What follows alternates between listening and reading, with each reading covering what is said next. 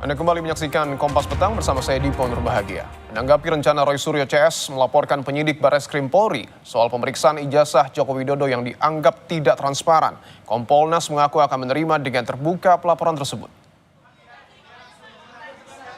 Anggota Kompolnas Yusuf Warshim menyebut hal tersebut merupakan hak dari pelapor bila keberatan terhadap proses penyelidikan yang dilakukan Barreskrim Polri.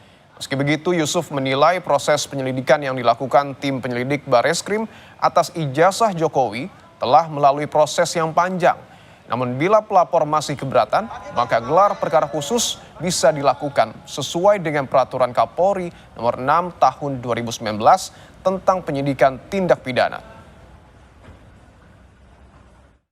Monggo saja bahwa apabila ada keberatan sesuai dengan Perkap nomor 6 tahun 2019 tentang penyidikan tidak pidana, itu bisa dilakukan gelar, apakah gelar perkara khusus, itu. Nah, jadi kalau untuk Mas Roy Suryo sendiri, apabila memang sebagai pelapor dan merasa keberatan, akan mau melaporkan ke Kompolnas, ya itu kan bagian dari hak.